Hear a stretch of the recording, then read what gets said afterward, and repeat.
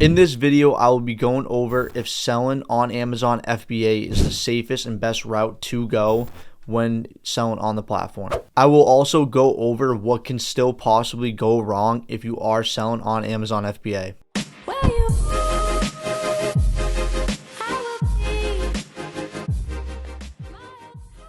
To get right into it, at the end of the day, there's a few different ways that you can sell on Amazon FBA. Now, one of them being FBM, which is fulfilled by merchant, and then there's also FBA, which is fulfilled by Amazon. So when it comes down to choosing what option you want to do, of course, both of them have pros and cons, but FBA overall will always trump the FBM.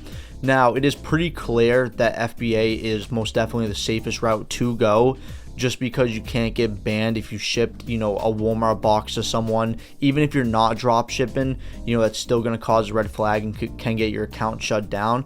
So FBA right away is definitely going to be your safest bet, but I still want to go over what can go wrong if you are doing FBA, because I don't want you guys thinking that just because you do FBA, you'll never get restricted, you'll never get shut down. It absolutely can still happen. Now, it is very low chance of it happening, but of course it still can. The biggest issue you will run into when doing FBA, hands down, will have to be IP complaints.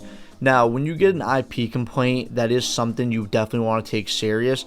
Now, there's going to be times where you get messages sent to your Seller Central account saying to remove the listing. I would just mark those as red and I wouldn't worry about those.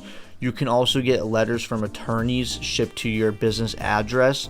Now, both of those are definitely ones that you don't have to take as serious as you think. If you get a letter from an attorney, it doesn't mean do not take it serious. What you should do, obviously, is remove your listing or liquidate everything within a day. You will end up getting a couple of those just because there's a lot of big brands that just get billed hours from attorneys, so they're just sending these out. But of course, it can obviously lead to a lawsuit, so you just want to take that down and avoid it.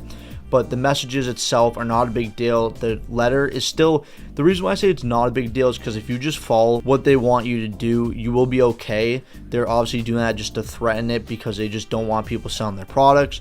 So just make sure you just remove or liquidate it very, very quick. The reason why I think the IP complaint itself is one of the worst ones is mainly because they instantly remove you from the listing.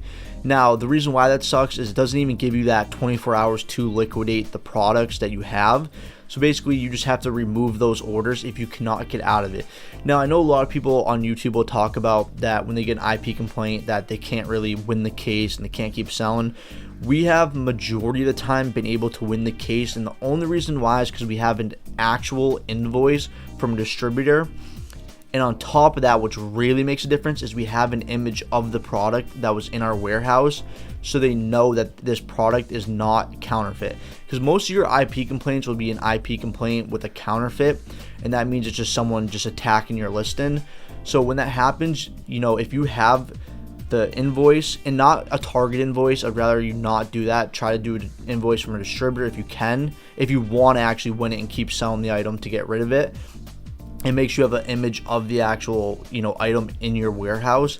If you got those two things, 95% of the time you're gonna get approved to be able to keep selling that listing, unless it's literally the brand itself that's also selling on it, because that brand, it just has so much power and they're able to just obviously attack you constantly. So make sure you don't buy anything that's actually private labeled. But for an example, if you buy, Colgate toothbrush and when you're selling that, if you get, an IP complaint with counterfeit, just for an example, just make sure you have what I said, the invoice and the image of the product. If you have both of those, you probably shouldn't run into too many issues. Of course, it's still a threat. Of course, it will still happen. That's also why you want to make sure you don't buy a lot of one SKU just in case it does. And if you are going to buy a lot of one SKU, make sure that you've been selling on it for a good amount of time. Now, when you are looking at your account health, you're going to see there's a couple other different metrics on there that can get you shut down or could hurt your account health.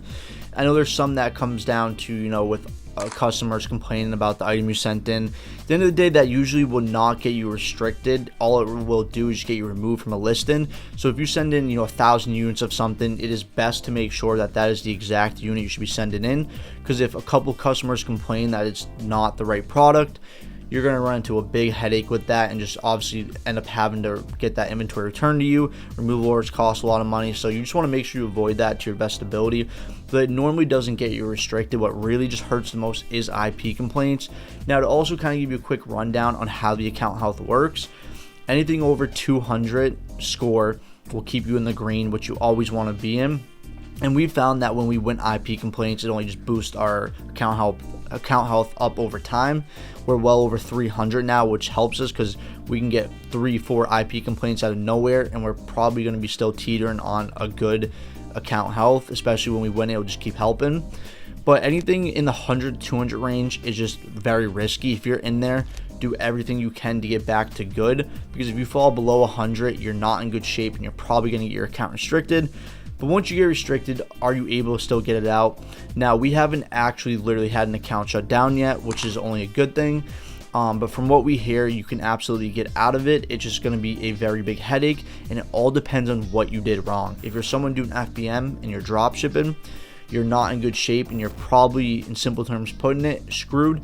But if you are doing the FBA route, the reason why it's safer is because you can slowly try to get that account back over time. Overall, if you think this video helped you guys out, please make sure to smash the like button, subscribe, turn on post notifications. If you guys have any questions about account health, make sure to shoot us a DM over Instagram or find a way to reach out to us, because we'd be more than happy to help you guys.